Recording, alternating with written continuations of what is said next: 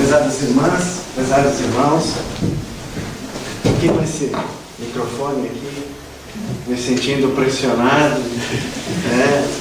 O óculos já é ruim, imagina isso. Imagine nós que somos espíritos livres, que podemos ir para qualquer lugar que a gente quiser. Nós somos presidentes de um corpo de carne. Por quê? Para quê? Alguém fica eternamente dentro desse corpo? Você já viu alguém que vive eternamente? Eu acho que todas as famílias, todas as pessoas que estão aqui, perderam algum familiar. Eu acho que não tem ninguém aqui que não tenha perdido um familiar seu, né? Que não tenha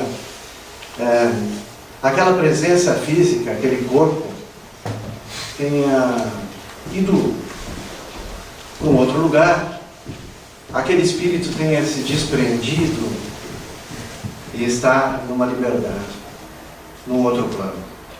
Então nós chegamos à conclusão que nós temos dois planos: o plano material, que é esse que nós enxergamos, que nós vemos, que nós tocamos, e o plano espiritual, que é onde a gente não vê, que os nossos sentidos do nosso corpo não têm condições de visualizar os espíritos, de visualizar o plano espiritual.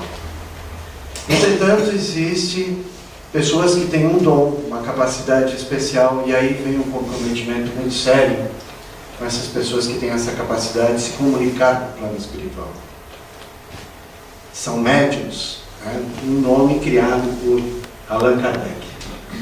Essas pessoas que fazem esse intercâmbio com o plano espiritual, nós temos exemplos de alguém que tem um pouco, tem outras pessoas que têm um pouco mais, tem outras pessoas que têm muito.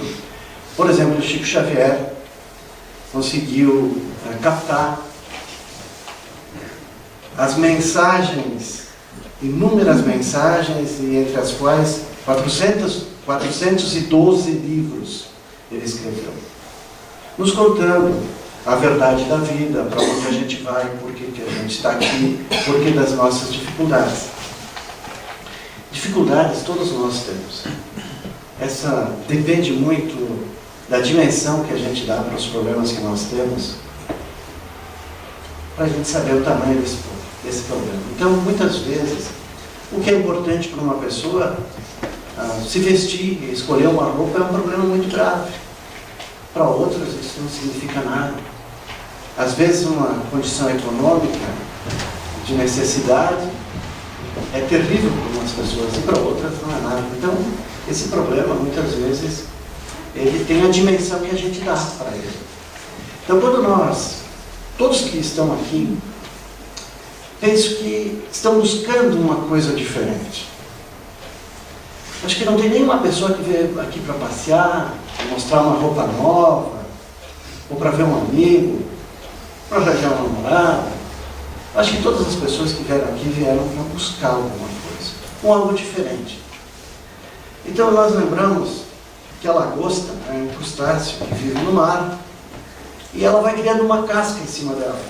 Vai criando uma casca, e isso vai dificultando, conforme a idade que ela vai tendo, isso vai dificultando os movimentos dela. E o que ela faz? Ela vai para baixo de uma pedra e começa a se mexer, apertar aquela casca, aquela crosta que ela tem por cima, e até que ela consegue se desprender, tirar aquela casca grossa. E aí então ela está pronta para uma liberdade, para um voo, para um recomeço, né? Um recomeço da vida dela.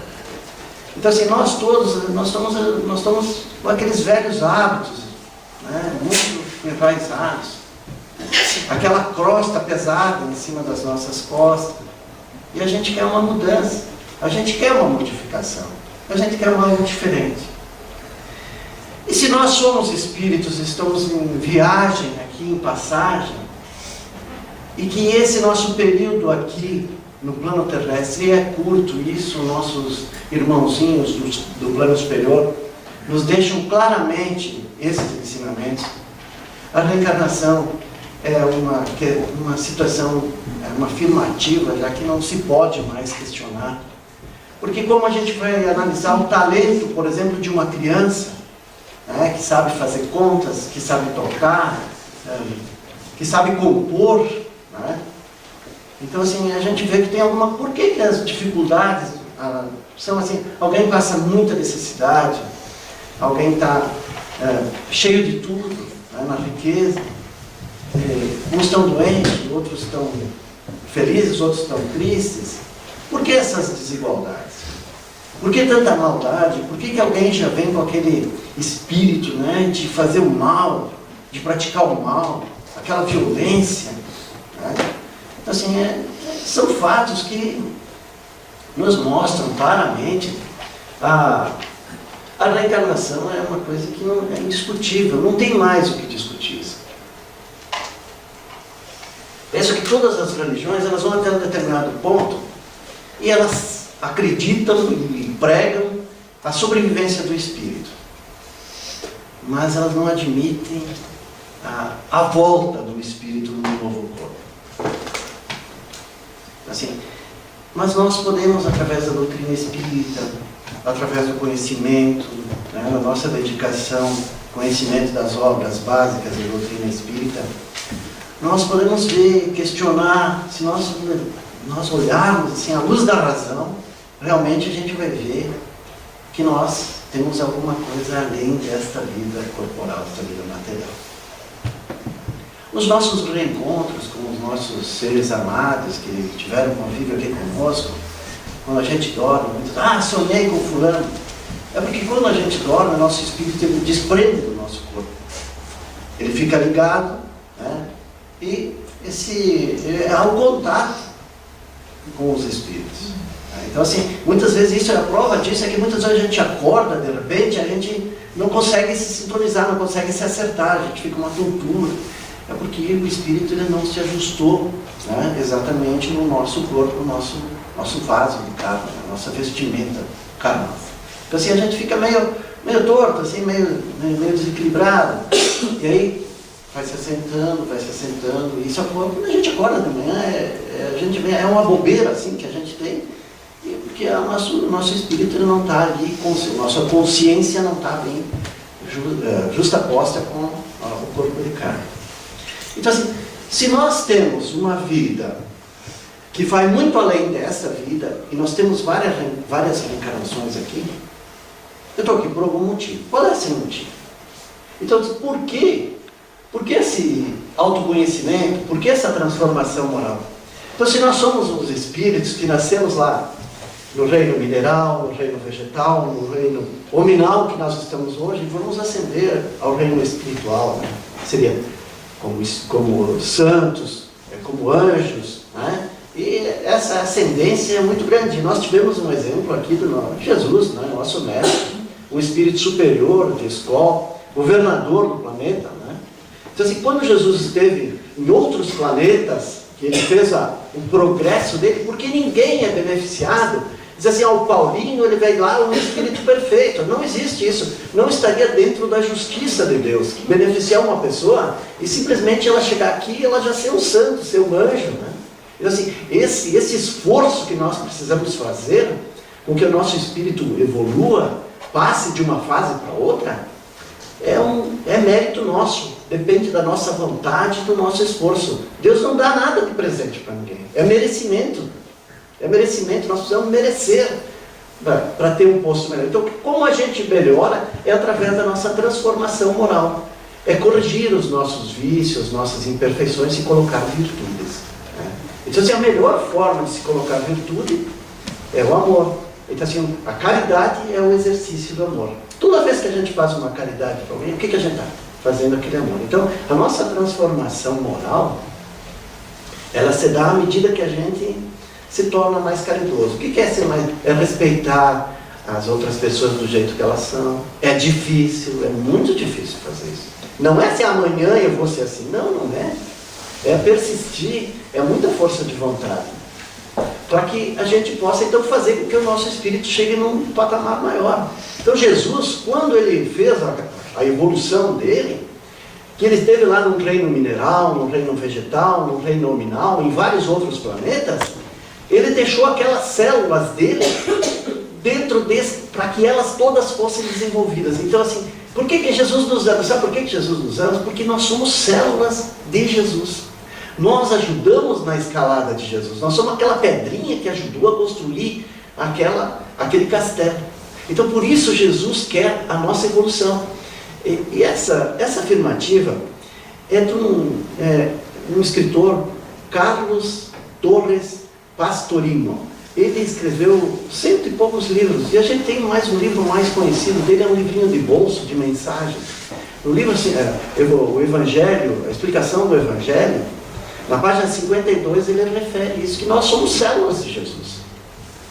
Por isso que Jesus ama a todos nós e quer que nós vamos crescer também. Então, de cada célula dele vai ter também uma evolução. Então, Jesus hoje, no patamar que ele se encontra, de um espírito evoluído, ele é o governador do nosso planeta. Então, assim, e isso foi o próprio Jesus que disse, com H, e acento, né, Denise, que é minha professora, a minha irmã ali, com acento.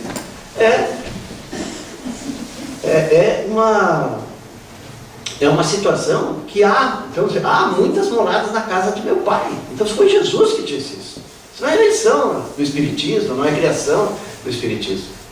Então, assim, é a maneira mais correta, mais fácil de nós fazermos essa nossa transformação moral, né, colocar virtude na nossa vida, é não fazer o mal, é fazer o bem. E a gente olha muito para o que os outros fazem e julga os outros, né? A gente julga aqueles políticos que estão lá, que estão fazendo isso e tal.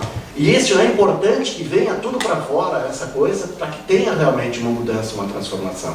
Então, assim, não vamos nos preocupar, não vamos entrar dessa situação, não vamos ficar só olhando o jornal e vendo isso, vendo aquilo, porque isso não faz bem para ninguém. Não faz bem para ninguém. Isso tem que acontecer assim, porque as pessoas estão começando a enxergar. Estão começando a enxergar quem eles estão escolhendo para ser os nossos dirigentes, os nossos representantes. Mas nós temos que lembrar também o seguinte, que quando tem uma campanha política, nós não podemos votar naquelas pessoas para ganhar alguma coisa. Então, assim, aí vem o interesse nosso. Então, assim, e essa coisa que a gente está vendo lá serve para nós se transformar aqui. Então, assim, a transformação, a verdadeira transformação, ela começa lá dentro da pessoa.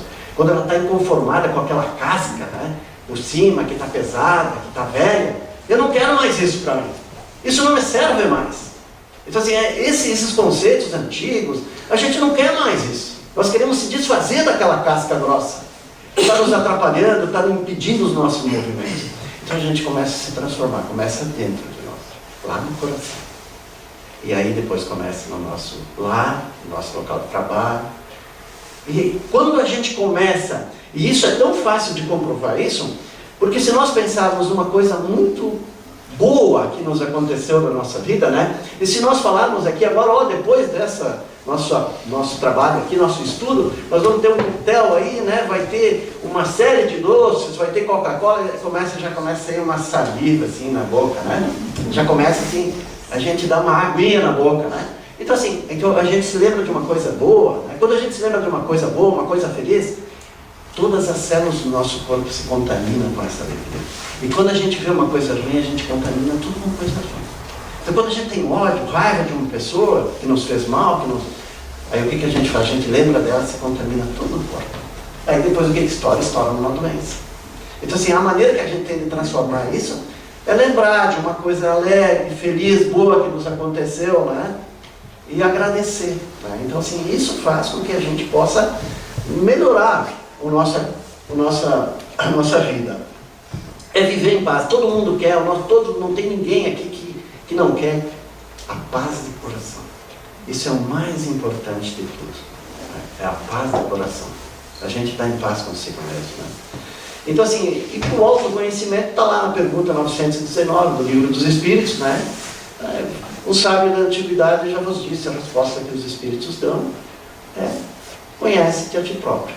Então, assim, a gente pode enganar os outros, pode enganar o companheiro, pode enganar os amigos, né? A gente se engana a si mesmo, né? Mas chega um ponto, né, que a gente sente aquele peso daquela casca grossa ali, ela diz, não quero mais isso para mim. E aí a gente começa a se olhar no espelho e se ver realmente como a gente é, com seus defeitos, com as suas qualidades.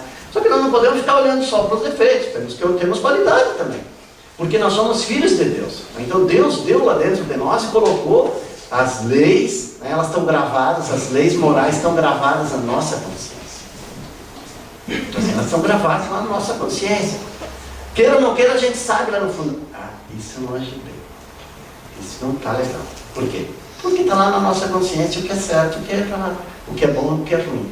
Então, assim, quando a gente começa a se conhecer, aí a gente vê o que a gente precisa melhorar. E isso é importante, a gente todas as noites fazer um inventário daquilo que a gente fez de bom, o que a gente fez de ruim, o que eu estou agindo, como é que eu estou agindo. Então, assim, quando a gente está num lugar que a gente chega e as pessoas vão embora, alguma coisa está errada conosco. Quando a gente só reclama, só fala mal dos outros, as pessoas começam... É um ponto que nós precisamos nos compreender melhor. Ninguém gosta de ficar perto de pessoa que está sempre reclamando. Então, assim, as pessoas gostam de ficar perto de pessoas alegres. Quando a gente está perto de uma pessoa que está alegre, o que faz? Essas células vêm, contaminam, essa alegria contamina e a gente se sente bem. Como a gente se sente muitas vezes em paz quando a gente chega numa pessoa que pensa positivo, uma pessoa alegre, uma pessoa em paz. E como a gente se sente mal, muitas vezes uma pessoa que só tem ódio, né? E se vocês quiserem ter uma experiência, é só ir no campo de futebol. Fica perto de um cara lá, começa a xingar o juiz, aí a pouco tu está xingando o juiz também, sem querer. Essa é uma obsessão coletiva. Então, assim, nós atraímos esses irmãozinhos conforme os nossos pensamentos. Então, assim, autoconhecimento, né? Saber o que nós somos, se analisar, fazer um exame de consciência, né? Como Santo Agostinho ensinou, todas as noites do nosso procedimento, ver se a gente agiu mal com alguém e se desculpar, porque é aqui que a gente tem que fazer as transformações. Assim, eu achei extremamente interessante uma questão que o Rodrigo levantou, nosso irmão Rodrigo, no evangelho que a gente fez no domingo à noite, às 20 horas, porque as pessoas, os irmãos que não sabem, às 20 horas nós nos reunimos aqui, para orar para aquelas pessoas que estão em dificuldade, que estão passando necessidade, que estão doentes, né? E para as famílias, para a nossa cidade. Então, assim, isso a gente faz todos, as pessoas vêm das suas casas, vêm aqui domingo de noite, e tem 50, 60 pessoas aqui fazendo. Tem muitos irmãos que eu vejo que estão aqui que comparecem. Então, assim, é um momento assim, o Rodrigo falou, ele disse o seguinte: olha, me lembrei de uma pessoa que eu tenho o maior carinho, uma pessoa assim que realmente eu acho que é um pilar desse centro, que é a Marisa, irmã do Carlinhos. E uma senhora que estava com depressão. Olha só que interessante essa situação.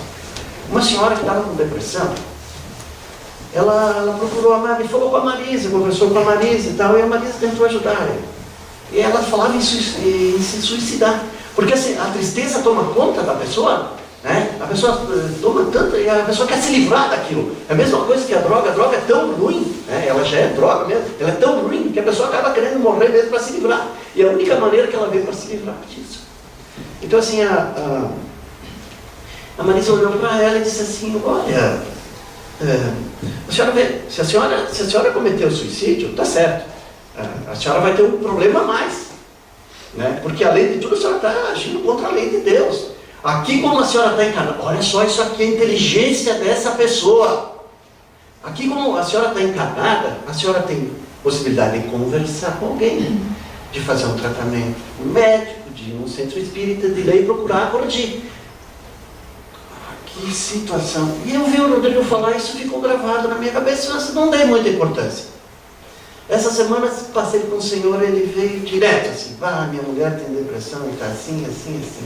E aí eu me lembrei da situação. Me lembrei exato na hora assim.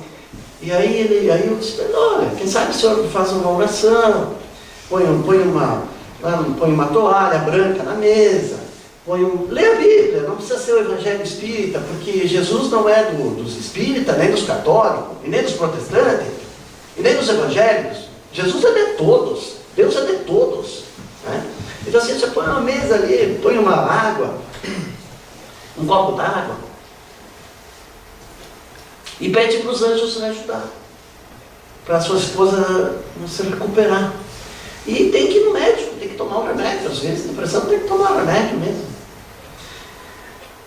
E aí eu saí, eu me lembrei, eu digo: olha só, tio, e é aqui que nós temos que melhorar. Não é depois, não é quando eu estiver velhinho eu vou melhorar. Não, é agora, é aqui agora. Não é depois que eu vou desencarnar, aí eu vou ser feliz, aí eu vou me livrar disso tudo. Não, é agora. É mais fácil agora. Então assim, olha só, Que lição que a gente teve que ficou para nós aí, né? Então assim, eu tenho alguma coisa para... Não adianta deixar para amanhã, é hoje. Se eu não melhorar agora, como que eu vou melhorar depois quando eu estou desencarnado? E eu vim para cá e tenho um corpo de carne justamente para mim superar as minhas tendências, as minhas dificuldades. Então assim, a gente tem que procurar se conhecer. Nós vamos andar aqui que nós já estamos atrasados. Então assim, nós vamos fazer um comentário aqui sobre uma passagem de Jesus e vamos analisar a personalidade dessas pessoas aí para a gente poder ver o que nós podemos trazer para o nosso dia a dia. Então assim, Jesus, ele foi um ser humano que viveu aqui na Terra, e ele veio aqui e viveu tudo aquilo que ele ensinou. Ele não falou uma coisinha e fez outra, não. Ele veio e viveu todas aquelas... Quando ele ensinou perdão, ele perdoou. Quando ele ensinou amor, ele amou. Então assim, essa passagem está registrada por Lucas, né? O único apóstolo, o único evangelista, aliás, que registrou isso foi Lucas. Lucas era um médico grego, e trabalhava com um navio, né? Era obrigado a ter numa embarcação um médico, e ele se encontrou com Paulo, e depois, lá no ano 36, por aí, ele escreveu todos esses ensinamentos de Jesus. Então a linguagem, a maneira de falar, de escrever do Lucas é bem mais fácil de entender. Então assim, Jesus ele tinha uns amigos que ele gostava muito, era a família dele. Era o Lázaro, que mais tarde Jesus ressuscitou Lázaro, porque ele estava sendo enterrado e teve um ataque de catalepsia. E o Lázaro tinha duas irmãs, a Marta e a Maria. Então assim, olha as personalidades dessas duas pessoas. Então assim, quando Jesus passava e ia a Jerusalém, tinha essa cidade, Betânia, que ficava mais ou menos uns 10, 11 quilômetros de Jerusalém. Então assim, o Lucas diz que 60 estádios, e cada estádio é uma medida que eles tinham lá, os judeus, daria 185 metros. Então, multiplicando isso aí, dá em torno de 10, 11 quilômetros, dessa distância dessa cidade da Betânia até Jerusalém. Essa cidade hoje é chamada Lazareia. Lázaro significa Deus ajudou. Então essa cidade, Lazareia, é em homenagem ao Lázaro. Então Jesus, quando passava por esse local, essa cidade era uma cidade que nem nós aqui, né? As pessoas que vêm visitar a nossa região, elas vão lá, Canela, Gramado, né? Por causa do verde, por causa das flores, né? Então assim, essa cidade era um verde, eram plantações, eram muitas flores, né? Então era um lugar de descanso e um clima mais árido nas outras regiões. Então Jesus ia sempre nessa casa, uma casinha bem simples, uma casinha branca, com um alpendre, um puxado na frente, onde as pessoas ficavam conversando. E aí, Jesus foi nessa casa, ia sempre um apóstolo na frente e, olha, Jesus vai chegar, e aí eles iam preparando as coisas. Então, quando ia a caminho, entrou em uma aldeia e uma mulher chamada Marta hospedou. Esta tinha uma irmã chamada Maria, a qual, sentada aos pés do Senhor, ouvia o seu ensino. Marta, porém, andava preocupada com muito serviço. E chegando-se disse: Senhor, a ti não se te dá que minha irmã tenha me deixado só a servir? Manda-lhe, pois, que me ajude. Então assim, isso não foi num tom de raiva, foi num tom assim de alegria, num tom de sorriso. Isso a Amélia Rodrigues ditou, e Divaldo Franco escreveu o livro Primícias do Reino, e ela relata e complementa bem essa situação, essa passagem de Jesus. E aí Jesus então diz: Marta, Marta, estás ansiosa e te preocupas com muitas coisas, entretanto poucas são necessárias, ou antes uma só. Maria escolheu a parte boa, que não lhe será tirada. Diz assim, a Marta estava preocupada nos afazeres da casa para receber os hóspedes. E Maria, quando viu que Jesus chegou, ela foi ouvir o que Jesus tinha para dizer.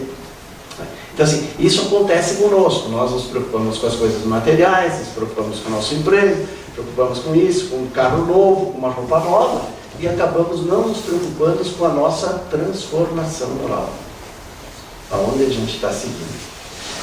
Então Jesus narrou uma história para ela e disse assim: um homem casado recebeu a notícia de que um rei passaria pelo seu lado. Preparou a casa com a esposa. Quando o monarca chegou, ele se acercou para ouvi-lo e homenageá-lo.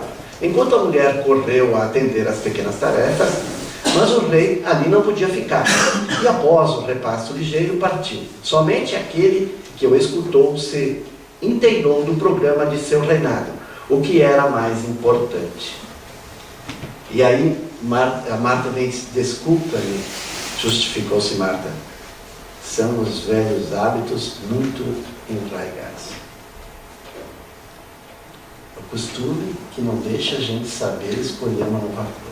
Então, se nós recebêssemos aqui Jesus hoje, então o que a gente ia estar fazendo? Ia estar preocupado lá com a casa, com o serviço, com amanhã, e esquecer do principal, que era ouvir o que Jesus tinha para dizer, tinha para ensinar. E Maria escolheu a melhor parte. Aí Jesus completa, para atingir a plenitude, a transformação moral, né? Acrescentou, amigo, só uma coisa basta: espírito de luta capaz de arrebentar as velhas algemas e renovado entregar-se totalmente às coisas do Pai Celeste. Então, assim, o que precisa? Vontade, espírito de luta capaz para a transformação. Então, assim, Leon Denis, na obra O Destino do Ser, o Destino e da Dor, ele fala muito claramente disso, que para a transformação, para a nossa mudança, depende da vontade. Vontade. Tens razão, concordou a anfitriã, né? Então, Marta concordou com Jesus. Então, assim, nós olhamos assim, ó, o Marta, uma pessoa preocupada com as coisas materiais, com o dia a dia, com a limpeza da casa, com a comida que ela tinha que preparar, mas, por outro lado, Maria, interessada em saber de onde ela veio, para onde ela vai, o porquê das dificuldades, e o que ela pode fazer para ascender mais depressa isso. Então, assim, nós olhamos aqui, nós vamos ver assim que a Marta, ela tem uma atitude horizontal e a Maria tem uma atitude vertical. Vertical leva para onde?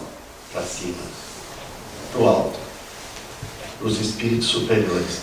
E horizontal se afasta desse caminho que seria o nosso destino. Então, esse processo de formação da individualidade. Então, se todos nós pensamos dormindo, o nosso espírito não para, quem pensa é o nosso espírito, não é o nosso corpo, não é o cérebro, é o espírito que pensa. Ele simplesmente usa o cérebro, falei certo, né? Cérebro. Ele usa o nosso cérebro para pensar, né?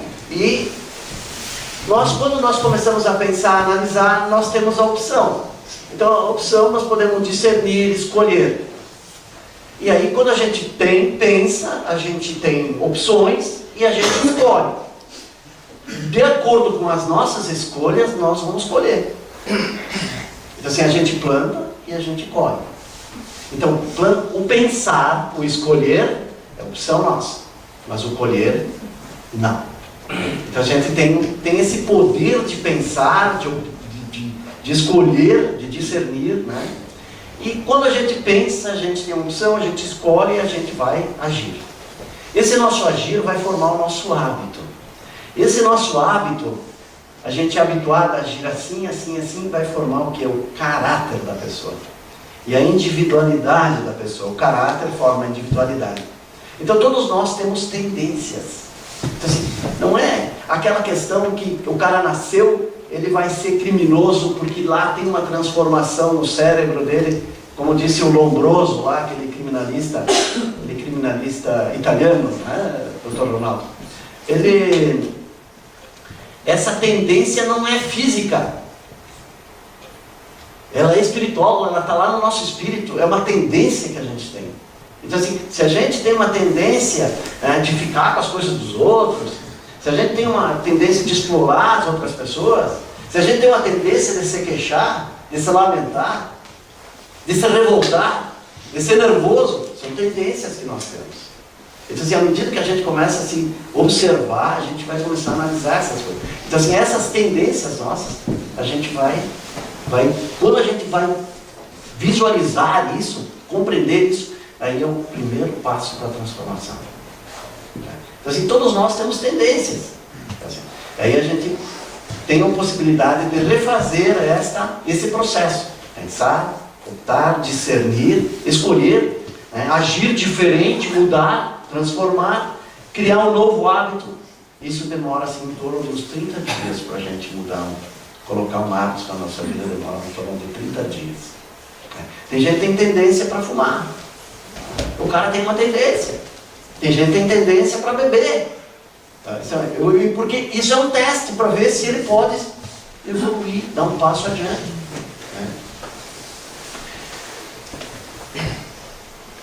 E aí, meus irmãos, como é que a gente pode colocar a personalidade de Maria, que era aquela que ouvia Jesus, e Marta, que estava preocupada com os afazeres domésticos? Onde é que elas se situam lá? No passado, no presente e no futuro? Alguém gostaria de dizer?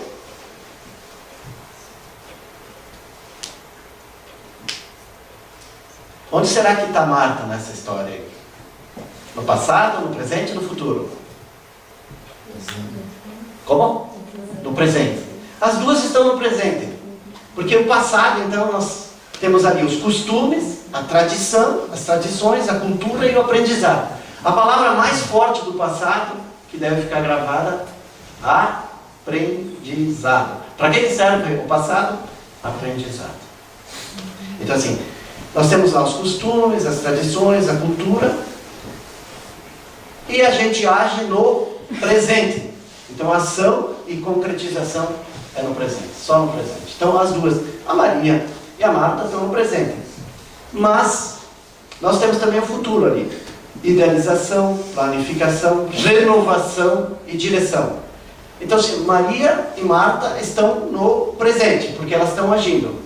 Mas Maria está sendo influenciada por quem? Pelo passado ou pelo futuro? Maria.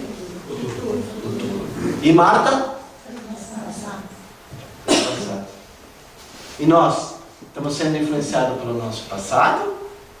Ou temos esperança no nosso futuro?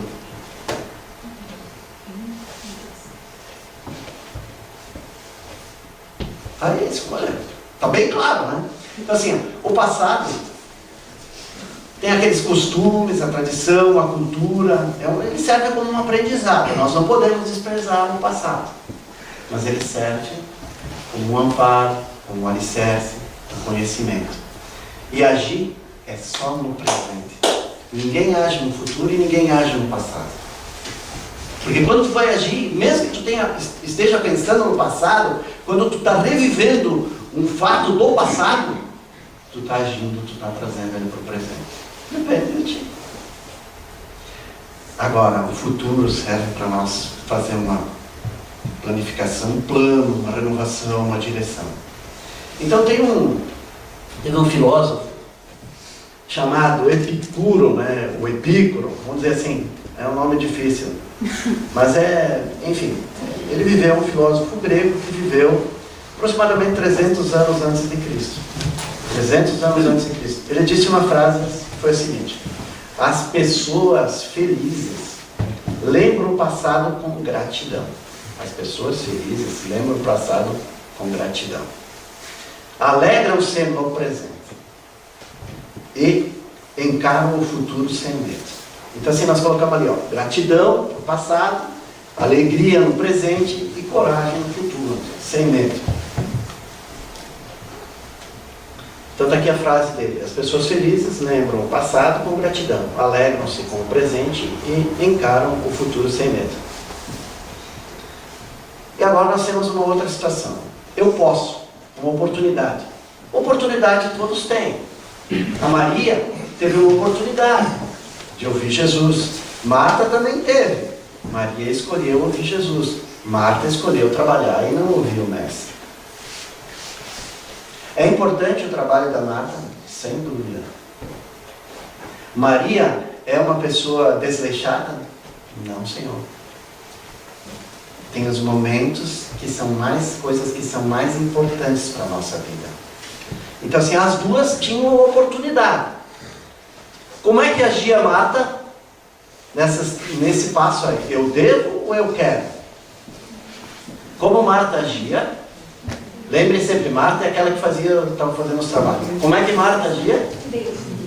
Eu devo. Como é que nós estamos agindo na nossa vida? Eu devo ou eu posso? Eu posso implica numa escolha, está presente a ação da nossa vontade. Maria estava agindo como? Eu quero. Eu quero. Assim, oportunidades. Temos. Por exemplo, nós tivemos a oportunidade hoje de ter um encontro aqui, conversarmos sobre o Espiritismo. Né? Está presente. Alguns vieram, outros não vieram. Tiveram oportunidade. Teve muita gente que veio aqui, eu tenho obrigação de ir. Não vai aprender nada, não vai levar nada. Mas aqueles que vieram espontaneamente, eu quero. Eu vou lá porque eu quero. Fizeram uma escolha. Né? E essa escolha é importante para nós. E assim é a nossa vida. Né? Então assim, nós temos oportunidade. A gente fica sempre, eu devo, eu tenho, eu quero, eu vou, eu preciso, eu vou fazer. Não, eu posso fazer. Fica mais leve. A vida fica mais leve. A gente tira aquela casca de cima, né? Quando a gente escolhe e faz as nossas escolhas. A gente precisa pensar, precisa agir, precisa ver se a gente não está prejudicando ninguém com as nossas escolhas. Porque as nossas escolhas têm consequências. Não tem dúvida. Tem consequências. Nós, como estudantes espíritas, da doutrina espírita, nós estamos assim, ó, nos cercando ali, né? O Espiritismo é que nem um poço, um oásis no deserto, que a gente vai lá para saciar a sede. Então, se nós temos necessidade de conhecer alguma coisa a mais, despertou uma curiosidade, saber de onde é que a gente veio, para onde a gente vai, por que as dificuldades, por que as diferenças, né? Como é que eu posso, o que eu posso ter para me ajudar? Então o Espiritismo assim, é uma cadeira, é um degrau, uma bengala que nos ajuda a ir para frente. Né? E essa fé que a gente tem no Criador, em Deus, em Jesus, nos bons espíritos, que estão sempre dispostos a nos ajudar, ela é uma fé raciocinada. Então assim, a cada 7 anos, nós trocamos todas as células do nosso corpo, menos as células nervosas. Todas as células do corpo, menos as nervosas. Isso a gente pode ver assim, se a gente fizer um cortezinho, a gente vai ver no rosto, qualquer parte assim, ela vai desaparecer. Agora, se for um corte muito profundo, que aí atingiu as células nervosas, não desaparece. Não desaparece. Então assim, o espírita, né? A gente, eu sou espírita, a partir de hoje eu sou espírita e sou do bem. Não, senhor. Nós continuamos sendo a mesma pessoa. A pessoa quando desencarna continua sendo a mesma pessoa, com as mesmas tendências, os mesmos vícios. Continua a mesma coisa. Não vai mudar, a pessoa não vai se tornar anjinho, porque morreu, vai continuar na mesma coisa, na mesma situação. Então assim, é aqui que tem que ser feita a transformação. É aqui. Então assim, por que a gente vem para cá? Por que eu tenho um corpo de carne? Para fazer a transformação. Então você precisa me conhecer, saber quais são as minhas tendências, as minhas dificuldades, né? As minhas imperfeições, e tentar colocar a virtude. Então assim, quando a gente faz o bem, o bem que a gente faz apaga o mal que a gente fez. Quer apagar o mal que fez? Faz o bem. Então, a caridade é o exercício do mal. Caridade é o exercício. Então assim, como é que se conhece o espírita? Pelo esforço que ele faz, em dominar as suas má tendências. Né?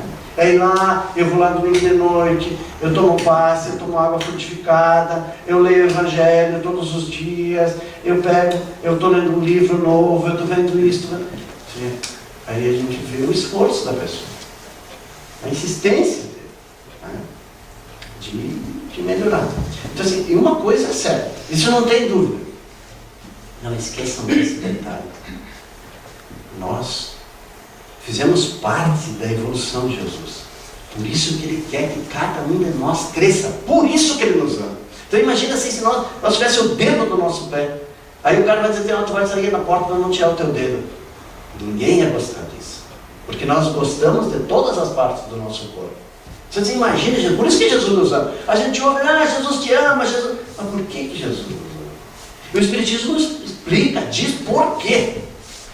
Então Então assim, nós estamos numa escalada evolutiva. Nós temos o amparo dos bons espíritos, né? Do anjo da guarda, dessas pessoas que são já evoluídos, que estão puxando. O que a gente vai fazer quando a gente morrer e a gente for tiver um nível melhor, mais elevado? O que a gente vai fazer?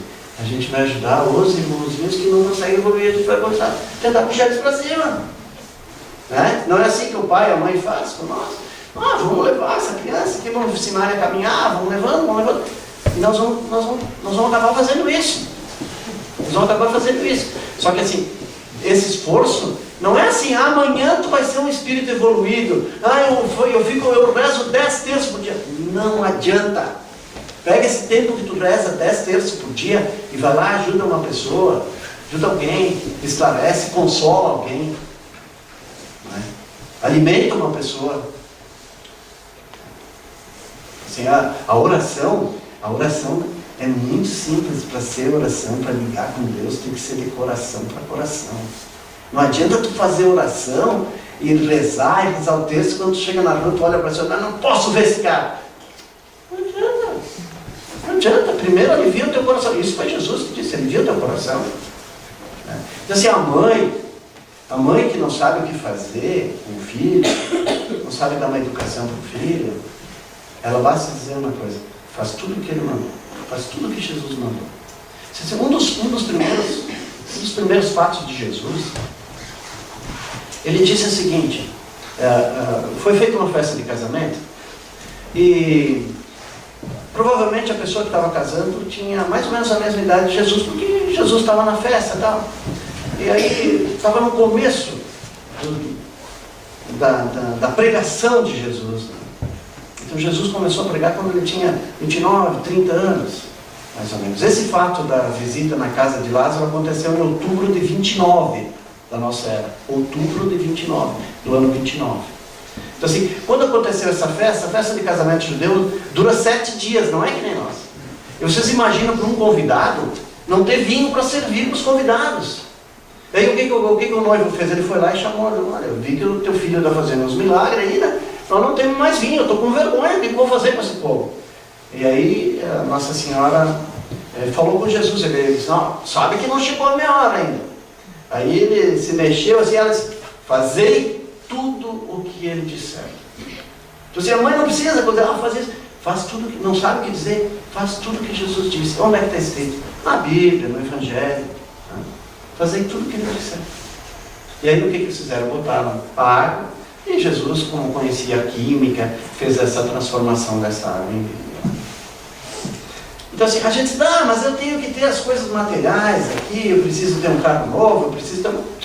Se é o objetivo da pessoa, vai atrás. Se tu não está prejudicando ninguém, não está tirando nada de ninguém, é um direito teu, vai lá e sacia a tua vontade de ter as coisas. Mas não esquece também de fazer o bem, não esquece que tu não vai ficar aqui muito tempo. Então um bispo, Fulton Sheen, foi fazer uma exposição no Senado americano. E ele disse que nós somos mordomos dos bens materiais. Mordomos, administradores dos bens materiais. E aí tinha um senador lá do Texas e não gostou disso. Foi lá: não, tu está errado, tu está equivocado, essa tua teoria está errada.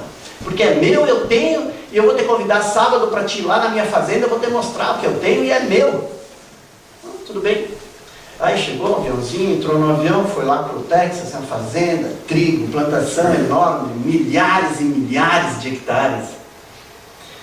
E aí, tu viu? Isso aqui tudo é meu. Aquele gado é meu, isso aqui é meu, esse avião é meu. Eu tenho a propriedade, é o direito meu ter a propriedade. Está convencido? Não estou. Aí ele se reuniu numa sala, assim, uma pilha assim, de escrituras, títulos de propriedade. Ali, aqui é tudo documentado, isso aqui tudo é meu. Aí o bispo olhou para ele: está convencido? Não estou convencido. Mas tu não admite que isso aqui é meu? Eu disse: não, me pergunta daqui a 40 anos que eu vou te responder. O senador tinha 60 anos. Me pergunta daqui a 40 anos que eu te respondo.